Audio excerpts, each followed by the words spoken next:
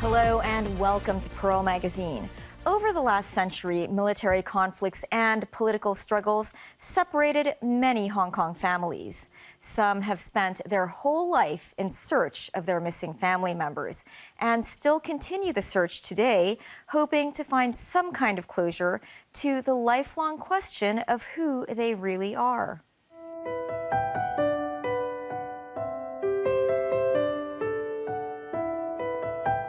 Over the last century in Hong Kong, many families had to be separated unwillingly for different reasons. If they were abandoned in staircases, where they're found might offer clues. But if they were adopted through private arrangements, then it's impossible to trace. Those who come to us for help are usually middle-aged, 50 to 60 years old. There's no trace of their biological parents, not even a clue of their real name.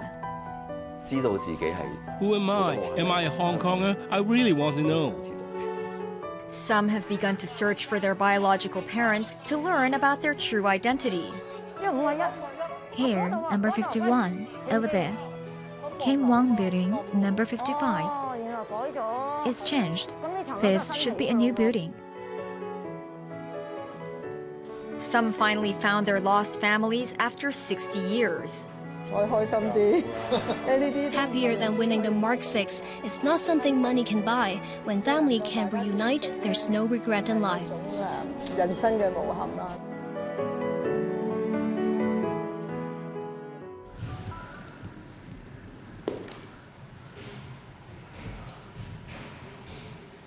In Guyana, I like using this name.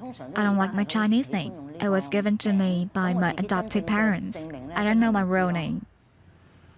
Guyana began her search for her true identity when she was a teenager. She even stopped celebrating her birthday, feeling it was meaningless. I don't know the exact date and time of my birth. I asked my adopted mother. She refused to tell me, or she gave me different answers. I started to have doubts. A friend once told me she knew someone who looks like me, so I thought, could that person be my sister? Guyana's adoptive mother passed away 6 years ago. After 50 years, she finally learned from relatives that she was adopted. But Guyana doesn't blame her adoptive mother. She was very kind to me, but I wasn't very nice to her. I cry when I think about it. I miss her. After being together for many decades, we were emotionally attached.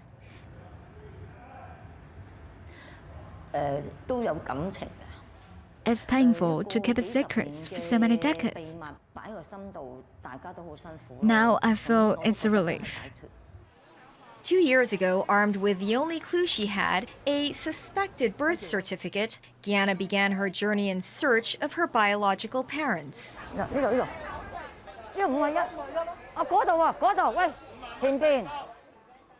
Guyana's husband, Jackie, has been her sole supporter in her quest.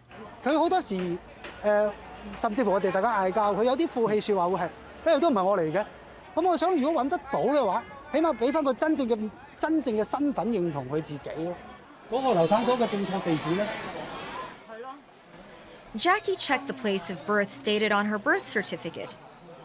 He suspected it was the address of a maternity center.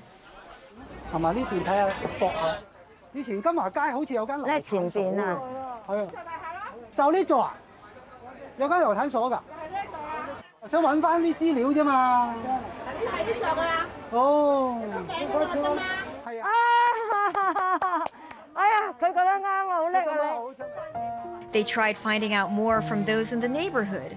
Some said there used to be a clinic here, but that was a long time ago.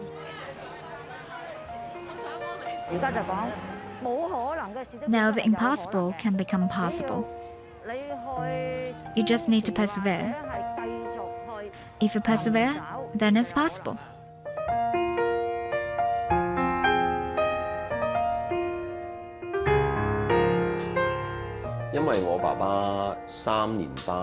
My dad died when I was in primary 3. Before he died, I wonder why my mother took my sister away and left me behind.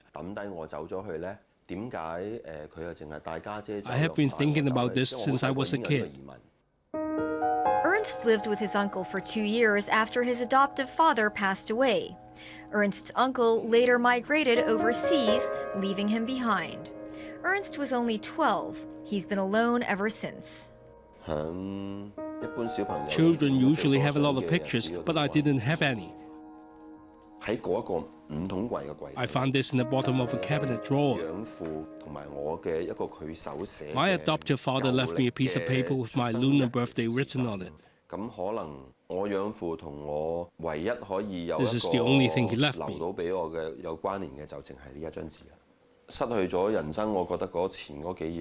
This paper gives me some clues about the first few years of my childhood.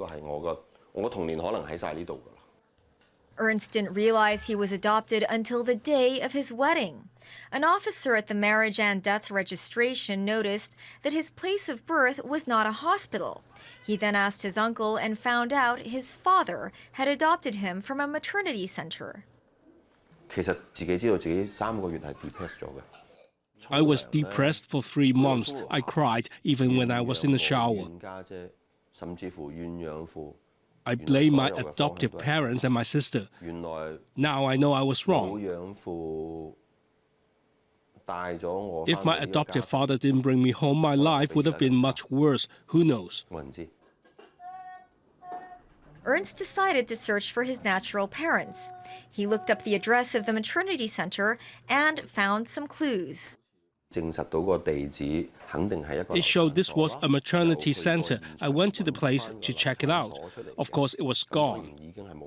Ernst eventually sought help from an online lost families search service. 2 DNA tests failed to offer any matches, but at least one person who tried to match him had a happier ending. He used to live on Chengchao when he was young. He has been looking for his family for a long time. Actually, his family was living 2 lanes down the road. I'm so happy for him. Everyone said it's amazing. With hope, you will always find a chance. Ernst thought he had found his lost family, but failed.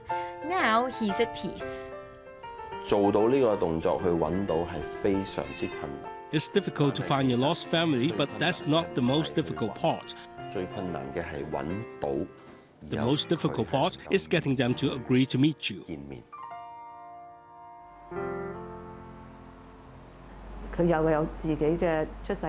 If there's a birth certificate, the original certificate, that would be the easiest way. Usually there's nothing at all. Winnie Davies found success helping people from overseas locate their lost families. Winnie set up this free service in 2014. Gianna and Chun are her clients. This was a social welfare department notice. These orphans would have been privately adopted if no one brought them home. This notice was published on May 13th of 1958 in Wakyu Daily. In the 50s and 60s, many people could starve to death. Parents had a hard decision when giving up their kids. I believe in destiny. I have more than 100 cases now. I will try my best to help them. Because of rising concerns over privacy in recent years, tracing a relative has become more difficult. When you check with the social welfare department, they won't let you look at the person's original birth certificate because of the privacy ordinance. It will only let them know their original name, but it will not let them know their biological parents' names. Their parents' names will only be disclosed after they die because the deceased are not covered under the privacy law. Tracking a lost one is like finding a needle in a haystack. An old newspaper, photo, or even an old address can provide a clue. No stone is left unturned. Gianna was told that her adoptive mother lived with a street hawker in Chunwan. The place is completely different now, but Winnie is not giving up hope.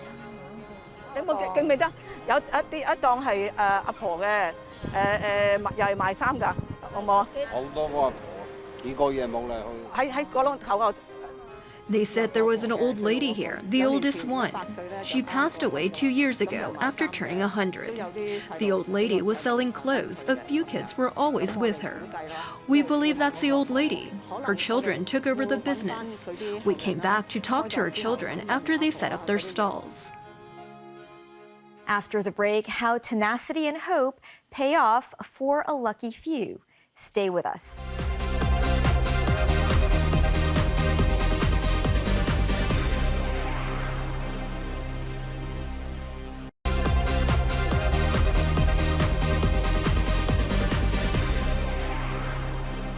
Welcome back. Where there is hope, there's a chance of success. For many of those on a quest for lost family, hope may be the only thing they have. We continue our journey with those who keep on searching despite the obstacles they face along the way. A lucky few found success and new family members after years of tracking down their roots.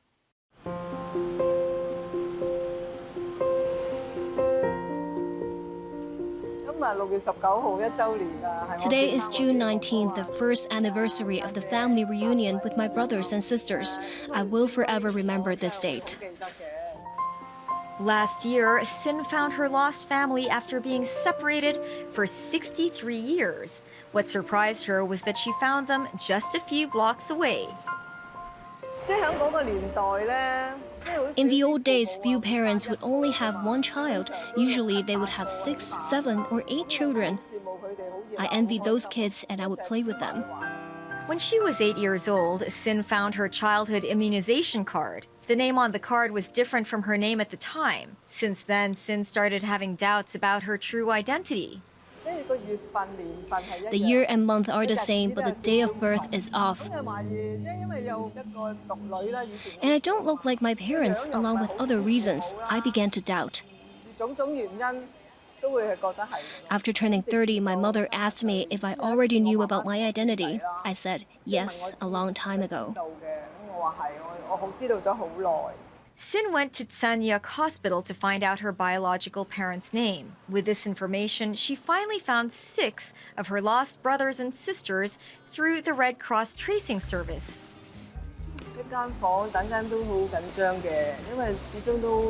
I was waiting in the room, nervous because I had never met them. I didn't know who these people were.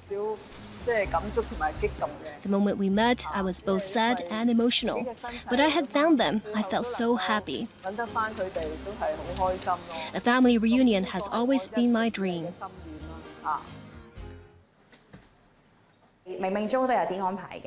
It's destiny. Sometimes we would have all the correct information, their names and the day of birth, but still we couldn't find their relatives. And other times, we would only have a first name, and with some guesswork, we would find a family member. Each year, the organization receives more than 220 requests. There's a 35% success rate. Tam says each successful case has a story behind it. Tam has been conducting the tracing service for 9 years. She's witnessed many family reunions, including a brother and sister who had been separated for 74 years. In the aftermath of World War II, many families were separated amid chaos. Many tried finding their family members through our international network tracing services. Miss Singh is such a case. In the 50s and 60s, many were forced to send their own kids away for adoption because they were too poor. In the 70s and 80s, many Vietnamese refugees lost contact with their families. We also help people trace family members lost in disasters. We were separated for 63 years and 8 months. We reunited a year ago today. It is worth commemorating. It's like a dream. It's unexpected. We 3 brothers and 3 sisters look at our sisters. I am the youngest, of course. I let my elder brothers and sisters take care of her. I just watched. On the first anniversary of the reunion, Sin's brothers took her to visit their old home. In the 50s and 60s, everyone was in hardship and living in small places. It would be difficult to accommodate 1 or 2 more kids. She was the youngest, so it was best to give her up to a better-off family while she was still young.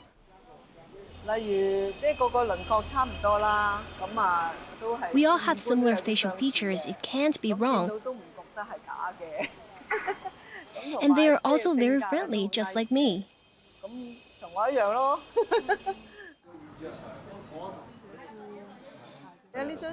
In this photo, we were all very happy. The eldest sister, her husband, my third sister. This was our first gathering. This was also the first time we met after the separation.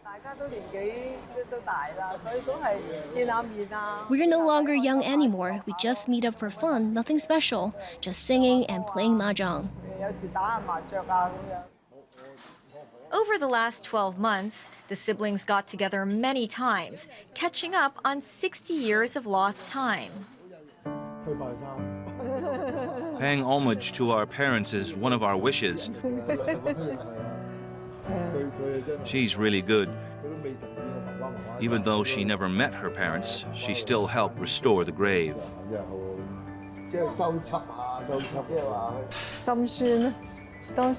I felt sad I wasn't there with them when they passed away. Why couldn't I find them earlier so that I could see them before they passed away? Sin says her family circle has suddenly grown to 50 or 60 relatives, brothers, sisters, nieces, and nephews.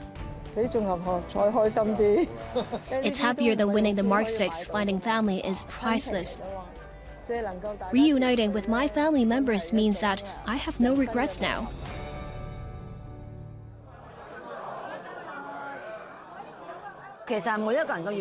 Many people say it's all about destiny.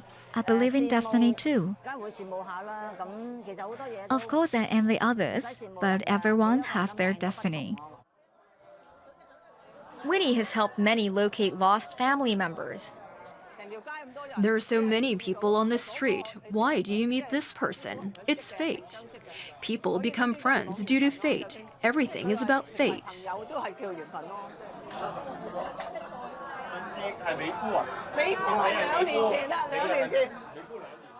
Winnie 2 years ago, Winnie located a midwife in the U.S.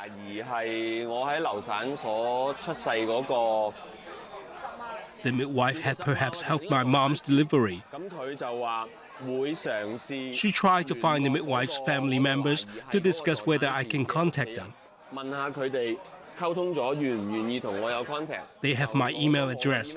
If they are willing to contact me, they will email me.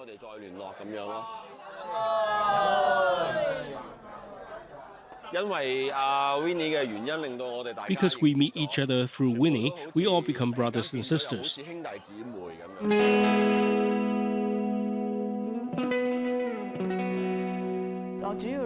I care more about others' families than sculpture. Winnie is actually a full-time sculpture artist. She says it seems like she is going through another person's life when helping others relocate their lost families. It inspires her art. Every mother will wonder about the whereabouts of her baby. A natural mother believes her kids will not forgive her. She usually will not search for them. I do hope the natural mothers can step forward. Your children will not blame you. They are your children. They want to know who you are. Winnie feels her life is fulfilled by helping others search for the lost pieces of their puzzles. I am like a bridge connecting two sides. Like when I paint, I fill in the painting. I can help them out, and I feel happy. It completes both others and my own life.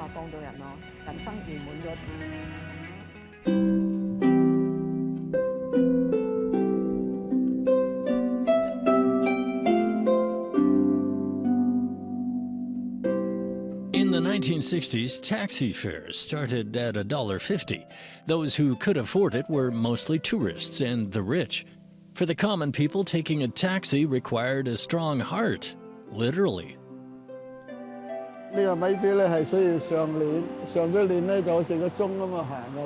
如果你落咗標咧，就聽到佢嗒嗒嗒嗒咁跳嘅。咁嗰陣時佢哋成日講，哇，個咪錶一跳咗心又跳，個咪錶一跳咗心又跳，咁就係咁啦。The meter ran only to a maximum $99.90 on a single ride. The taxi driver then needed to reset the flag, collect the fare first, and then start all over again. 其實多唔多機會超過99.9咧？好少機會8中無一。喺嗰個年代咁嘅收費咧，環遊香港你行過啲2個鐘頭咧，都係60零蚊嘅咋。As the economy took off, more people started taking taxis. Taxi driver service had become a hot topic. Depending on the destination, some drivers would pick their passengers, and some even asked for more than the meter fares. These passengers say services would improve after a fare hike, but some would refuse to go where there might be traffic congestion. Driving a taxi used to be a high-income job. 經手嗰陣時嘅人工係500零蚊，我哋都有800-900蚊啊，比其他各行各業都好啦。In 1984, the government hiked taxi license fees and vehicular tax. Taxi operators were allowed to raise fares, but many drivers said that was far from enough to cover the higher cost. They started a strike. I was asked the question whether they would all go on strike, and I said I didn't think they would. How wrong the transport secretary was. The protest spread to a territory-wide strike, which then turned into a riot. The motion for the tax hike was voted down in Legco. Spoken cogent. Hong Kong taxis have come a long way. Starting fares had gone from $2 in the 70s to $24 now. Passengers are still complaining about the service, yet driving a taxi is no longer a high-income profession. That's our show for tonight. Next week, Pearl Magazine takes a look at 3 Shaw Prize winners and their work in astronomy and mathematics. Have a great evening, and bye for now.